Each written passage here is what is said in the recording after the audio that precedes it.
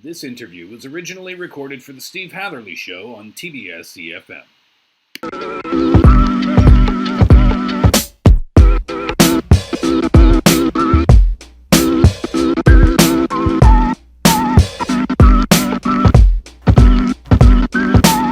Last time I talked to Jason Mraz, and I don't know if you even remember this, and I won't be insulted if you don't. You were in Korea, I think it was around 2010, and you were here to do a show. You were here for We Sing, We Dance, We Steal Things at the time. And Okay. I interviewed you at a hotel in the Gangnam area. It was a super hectic day for you. There was a lineup of reporters outside. You had to label people inside the room. And we chatted for about 20, 25 minutes. Do you remember that or do you not? Tell me the truth. It's okay. I couldn't tell you exact details, but yeah, my trips to Korea were usually, we usually had those days lined up for those Super long, experiences. right? Yeah. Well, you're back on the Steve Hatherly Show once again. So thank you very much for joining us. You and I are Yeah. on opposite sides of the world right now. Yeah, I'm in Portland, Maine, up on the far northeast of the North American platform. And we're on tour playing, Look for the Good to life. So bringing some warm tropical music along with this tropical storm. Yeah, I was asking you before we got started today if you were safe. Did you escape all that weather? Up in Maine, it's not that bad, right? Yeah, we did escape it, but unfortunately we lost 2 shows in the process. So one of our shows on a rooftop in New York City got shut down, but likely so because it was on a rooftop in the Okay. middle of a hurricane. So then we drove to the next town to take shelter, and that city got canceled as well, just to protect the audience and the employees from having to drive into the event, So it was okay. Safety is everyone's concern. Are those parts of the country that you would regularly get to if you were touring on a regular time, getting as far up? Because Maine is the most northeastern part of the United States, right? Yeah, regularly get to is a tough term now because thanks to I'm Yours, really, this our tour path has somewhat been global, and so it's hard to get anywhere regularly. So we just look at the map and say, wow, where haven't we been in the last 3 to 5 years? Let's make sure we go there. So we kind of are running on that schedule right now. It's kind of an awesome luxury to have, though, isn't it? I mean, I suppose there's advantages and disadvantages to having that type of tour schedule, but the luxury is now you can have a look and go, let's pick that spot because we haven't been there before. Absolutely. That's Absolutely. It is a luxury. Because I love playing music and I can get the same rush going to a coffee shop and playing my show there for whoever's in the room. But to have fans that have invitation to say, come see us in Finland or come see us in the Netherlands or Korea, it's a real honor to be able to take your music and take your joy there. That was Yeah. one of the things that you mentioned to me last time, actually, because we were talking about when you kind of became big and the fact that you had started out from humble beginnings, as every artist does, and you were playing coffee shops. But then you told me that even after you became a bigger star, it was still important to you to go back and play those coffee shops and play smaller venues because it was kind of a reminder of why you wanted to do it in the first place. Do you still feel like that a decade later? Yeah, because you got to keep up your chops. Mm. And my chops, uh, songwriting is one thing, but then you want to take that song to a stage and figure out if it's really finished, if you've really written it right. But then also you get these chops of like working with an audience in a live room and weaving your songs together, and also stoking yourself out that you're still being creative. So if I didn't do those things between tour, I would go crazy. And in fact, this pandemic was challenging because all our coffee shops shut down. Mm. So for the last 15 months, there's been no live shows. So it's been wild to get back out at it, and be doing it in an entirely new configuration, which we currently have as an all reggae band, turning the entire show upside down and doing all reggae interpretations of my old songs, and of course the new album being fully reggae. Fully reggae. Look Yeah. for the Good came out. I mean, came out in the middle of 2020, and nobody could have foreseen what the world has turned into over the last year and a half, and it's still sadly going on. But your songs have had reggae touches before, like little tinges, maybe, right? It's always kind of been a thing. So before we talk about Look for the Good in detail, did you grow up listening to reggae? Were you a big fan when you were a kid? Was this always something that you wanted to do? I don't think it was as far as when I was a kid. I discovered it when I was a kid. My stepdad had a pretty extensive record collection, so I knew it was one of the genres. And I think that's the beauty of being a musician, is that you can actually create and play the music that you love, or the music that you want to learn more about and be intimate with. Mm. And reggae got on my radar even more in college, just because of its vibe and its soul and its special effects. But then they're also singing about revolution and oppression, bringing awareness to situations, but and spirituality and love. And Mm. I like the topics that are all happening in that.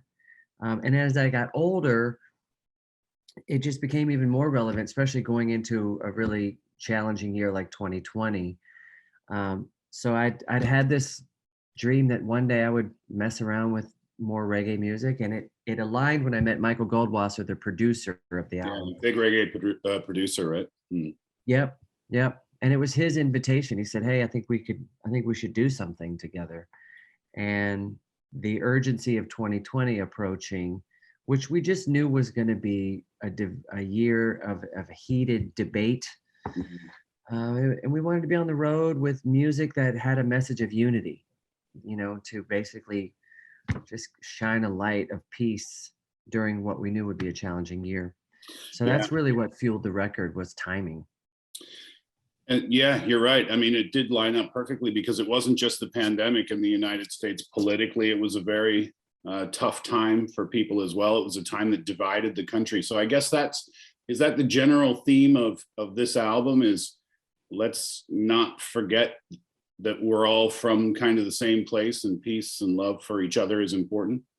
I mean, I wouldn't say it that's touched on the record, but I think it's bigger than that.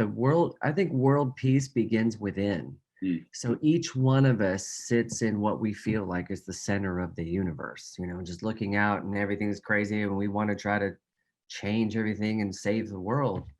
And I think the whole journey of us being here is really trying to find peace and happiness in our own experience, and acceptance in our own experience. And that's what I think is the reoccurring theme on this record. It's look for the good within yourself, Mm.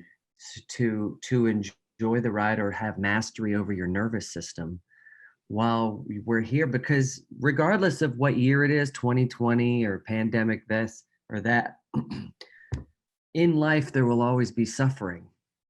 And so what will it take us to not prevent it, but maybe accept it? You know what I'm trying to say?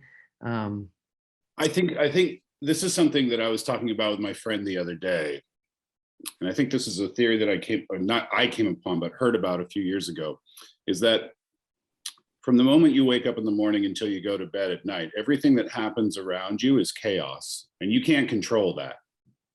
The only thing that you can control is your reaction to that chaos. mhm. So is that kind of what we're talking about here, you think? Sure, Mm. absolutely. Yeah. And so I've been trying to sing anytime I feel music does that for me. Mm. So there's chaos all around in all of the world. If I turn to an instrument and play, then I've created a safe little bubble, Mm. and suddenly now I have control of my own thoughts, or at least I get to surf on my thoughts and guide them into places that are love and challenging for the brain, like little puzzles and um, rhymes, and you can tie your emotions into it. And to me, that's a creative art form that keeps me free from all that chaos. And Mm. I try to, my songs are the product of that. And I'm sure it's the same with anybody who is deep in their craft, whatever their craft is. Once they give themselves to it, that's part of the masterpiece. That's part of you mastering peace Mm. and finding calm inside of all the chaos. Mm. Exactly. And that's what looks for the good is. We wanted people to look for the good within themselves and but that's on the deep level. I think on the surface it's melodic, funky, Yeah. groovy, And lighthearted reggae it's a music. fun album to listen to. It must Yeah, have been a fun album to make. Can you talk about the making of the putting together of the album just in general? sure. um well, Michael and I made demos for about 6 months back and forth by email. He would produce a lot of the music and I would write and record my vocals at home. I would write a song on acoustic guitar and send it to him, and he would then send it back, treat it in a reggae style. And Michael's very, very knowledgeable on the many subgenres of reggae and many styles of music that reggae has produced through the different decades. And he wanted to tribute different reggae styles. And so as I was writing songs, he could imagine, what sort of orchestral reggae arrangement he could put on this certain song. So after 6 months of that, we put together an amazing band. We spent 2 weeks in my backyard. That I have a little studio in my backyard, and we spent 2 weeks there. The band, we were all too big for the studio, so we had some people outside, and we were trying to stretch amplifiers all over the place so that they wouldn't bleed into other amplifiers. And How many people are we talking here? 14. Oh, wow. Okay. Yeah. And but we figured it out, and it was all captured by a good friend of mine, an engineer, Jeff Berkeley. And then on our last night of recording, after the 2 weeks, we dragged all the equipment outside, and we all played the whole album from top to bottom, and we invited friends and neighbors to come over and listen. uh, and we filmed it, and it's up on YouTube. It's called Look for the Good, Live from the Ranch. And what's great about that is that was really our only show, because before we got the tour launched and the album out, the pandemic occurred and we weren't able to do anything. So luckily we had that footage from the recording session where we were playing it all outside, which held us over to where we are now, where we're finally on the road with this band. How does it feel to be back on the road? It's been a long time, right? Oh yeah, it's been 2 years. Yeah. I mean, I did some light traveling in the fall, or in the, I don't know, a year and a half ago or something. But um, it's okay. I know how to be on the road. I know how to grab my food and sleep in a hotel bed. I'm grateful, and I still take my guitar and I make up songs, and my Mm. life is the same. I still feel like I'm 23. Mhm. But there really was a gift of being home too, and I think a lot of us, hopefully, saw beauty in that, because so many of us commute. Like my job is traveling constantly, and so to take the commuting out of my life, and I could have more time with my pets and my house plants and my garden, um, and and my craft without having to worry about so much how my suitcase is packed. Um, the pandemic was really beautiful in that way, and it was also um, took the took the size of my carbon footprint down quite Mm. a bit. So that made me feel good. Avocados are a big part of the life now. Did I read that? And coffee beans? Did I read that too? Yeah, Yeah. so I don't know why, but I turned my little backyard hobby into a business. Mm. I regret it. No, I Oh, don't. really? I love it. I love it. Um, but yeah, my backyard was a garden, and I fell in love with fruit trees, and then I one thing led to another, and 17 years later now we have thousands of fruit trees, and we produce largely avocados and coffee, California coffee, which is Mm. very, very exciting. And I get to hire young people right out of college. Some of my best friends work for me, um, who all just love working with the earth and love agriculture and regenerative agriculture, and ways of working with the land that we believe are helping rehabilitate the planet for climate resilience at this point. It's hard to say climate reversal or something. But I think climate resilience is key now. It's like, how can we adapt to the ever-changing climate? And regenerative agriculture is a great way to do that, with carbon drawdown and um, uh, kind of just changing the microclimate in an area, and it can be done all over the planet depending on the microclimate in that area. So that's the backyard hobby, and yes, it's produces avocados. Obviously very important to you, by the way. It sounds like it's a major part of your life. But let's get back to the album now. So I'm going through the song, the track list, I'm watching the videos. There's Tiffany Haddix out of nowhere. And I was Yeah, like, what? Wait, I did not expect to see Tiffany Haddix in a Jason Mraz music video. So tell me how that came to be. that's what she said too. And she's like, "What are people thinking I'm doing on here? Telling jokes?" Right. A friend introduced me to her, and I was at a Tiffany Haddish show, and I just asked her if she rapped and had any interest in being on this track that was positive, and I was looking for a female vocalist to deliver this potent message that was actually written by a collaborator friend, MC Flo, Abby Dorsey, who's a great songwriter, and we wanted a strong leading woman's voice to take that verse, and she gratefully said yes, almost on the spot. And only a couple of days later, we were in the studio together. Oh, wow. Just so graceful and such a yes, but in a powerful way. She's not yes trying to be nice. She's yes, and then she comes in and she slays it. So it's no wonder she's acting and hosting in shows and performing on records. Yeah. Can come in and kind of nail anything, no matter what it is, I guess, right? Yeah, totally. Yeah. Mm-hmm. So you said you're in your hotel room, you're on tour. You said you're playing with your guitar. So does that imply that you're already working on new stuff for the next album? Yeah, absolutely. Awesome. Because now, I mean, it's been 2 years since we made Look for the Good. So I'm ready. I'm ready to because the writing songs and recording those songs, it's all writing the songs is one thing, because it's this constant surprise that's coming out of your garden as you're overturning your thoughts, your emotions, you're mulching your garden. You're awakening new ideas and new seeds that are springing to life.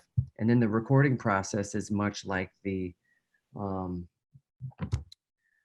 like summer when things are coming into bloom. You really get to know what it is, those songs you wrote. And then you take those songs to market. That's what the touring period is like. So you're out on the market and you're basically selling your avocados now. You're selling the songs that you wrote. You're sharing them with people. And then winter comes and you go home and you let everything mellow out and you let the earth chill and you chill your body out. So I've been in that winter mode for way too long. I've been writing lots of songs in that spring, so I'm ready to go into the summer mode and record these songs so that we can just, I don't know, just keep getting intimate with music. That's why I chose reggae last time, because it was a genre that I have really wanted to be intimate with and have that experience. So it probably took about 3 years of listening to a lot of reggae and a lot of writing, and then 6 months of working with Michael Goldwasser on demos to really arrive at that album. So now that it's been 2 years since that album, I've been dreaming of other musical styles that I want to be intimate with. Any maybe giveaways on what that might be genre wise for the next one? Are you going to keep experimenting, or? I do want to keep experimenting, just because music now is so anything. It can be anything. And it's fun to find out what that anything is. So there's a lot of trial and error, a lot of experimentation to get there. But what I want to make something that's harmony rich, that has solid groove. Like Look for the Good has solid groove. I love this album because every song you can dance to it. And I learned a lot on this about rhythm and percussion. And reggae is all percussion. Everybody's playing percussion, and it creates these really funky grooves. So I want to carry that over into my next project, but continue it to be harmony rich. That's just, I just love that sound of harmony. How's the response been from the fans on the road to the album, and not only the new songs, but the songs that you're putting a reggae twist on that they already Oh know? yeah. My perspective from stage is people are dancing, and Mm. that is an awesome feeling. Because as an acoustic singer-songwriter, that's really not been my audience. Um, it's like a sit-down storyteller audience. And then I've had bands and I've done different rock and acoustic rock grooves, but even that's not a consistent dance party all night long. Mm. But this show, with it being reggae all night, it's people are jumping up and down and sweating and partying, and I love that feeling. And they're singing the words, and that really also lets us know that this audience has been listening to this record for some time. So that's been really a good feeling um, which touring and live performance gives you, gives you instant feedback, which you don't really get in the pandemic when you're just looking at heart emojis and fire emojis. Yeah, right. That's true. Mhm. All responses are on the internet. That's right. Do you have your guitar right there? I'm just so curious about like a reggae twist on one of your songs that's like one of your old hits. Um, If I'm being too selfish, just let me know. yeah, no. It's not gonna work. Okay. You need the band. That's helpful, but it's just I need more I need more in my physical to Gotcha. produce that. But I will add that we put out a Look for the Good Deluxe that has Make It Mine and Lucky and I'm Yours reimagined with this very band. And the reason we did the deluxe is because we were hitting the road and we wanted our listeners to know, hey, what these songs are going to sound like. So here's a sampler of these tunes, and we turned No Plans, which is a minor acoustic song from the No album, which I put out in 2018. Mhm. We turned that into this long, lengthy jam that sounds like Donny Hathaway's version of Jealous Guy. Mm. Um, we do a cover of No Ordinary Love by Sade, Oh, nice. intermixed with I'm Yours, which is really kind of sad actually, but it's a fun twist. It's a fun Mm. twist on it. Mm. Yeah, Very cool. Tell us about I wanted to give you a chance to talk about the Jason Mraz Foundation, because I think the last time we spoke, did you start that in 2011 when that came I to? did. Yeah, Yeah, 'cause I think we had spoken before you created that. So tell us about what that is and what the goal is for it. sure. I would say for the first 5 years, we had about a vast array of causes we were supporting, everything from climate to assistance in recovery to arts education. Um, and about 5 years in, I decided I wanted to streamline that mission. And so now, since then, we've served for inclusive arts education and the advancement of equality. And we work with arts organizations who are developing and or have created inclusive arts programs, which really serve all to teach empathy and compassion and acceptance. I came up through arts education programs.